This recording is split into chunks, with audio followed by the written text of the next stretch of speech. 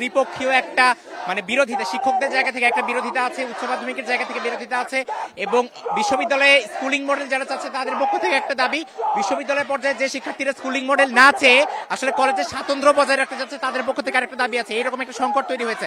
এইরকম মুহূর্তে আজকে আমরা 5 কলেজের ইন্টারমিডিয়েটের শিক্ষার্থীরা এবং যারা কিনা মানে বিশ্ববিদ্যালয় পর্যায়ের শিক্ষার্থী 7 কলেজেরই এবং তারা কলেজের স্বাতন্ত্র্য বজায় রেখে বিশ্ববিদ্যালয়ে যাচ্ছে, তারা আমরা একত্রে আজকে এখানে দাঁড়িয়েছি রাষ্ট্রকে এই বার্তাটা দিতে যে তারা আসলে এই সংকটের দ্রুত সমাধান করুক, একটা বাস্তবসম্মত যৌক্তিক সর্বজনীন গ্রহণযোগ্য একটা মানে উপায়ে এটা সমাধান করুক, এই দাবিতে আজকে আমরা দাঁড়িয়েছি।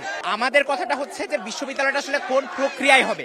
আমরা কোনোভাবেই চাইবো না যে 185 বছরের ঢাকা কলেজ, 172 বছরের ইডেন কলেজ, যে ইডেন কলেজ কিনা মানে বাংলাদেশের নারী শিক্ষার বাতিঘর, এবং ঢাকা কলেজ সহ বাকি 5 কলেজ, বিশেষ করে আমাদের ঢাকা কলেজ আমাদের একটা আবেগের নাম, এই কলেজের স্বাতন্ত্র্য ধ্বংস হোক।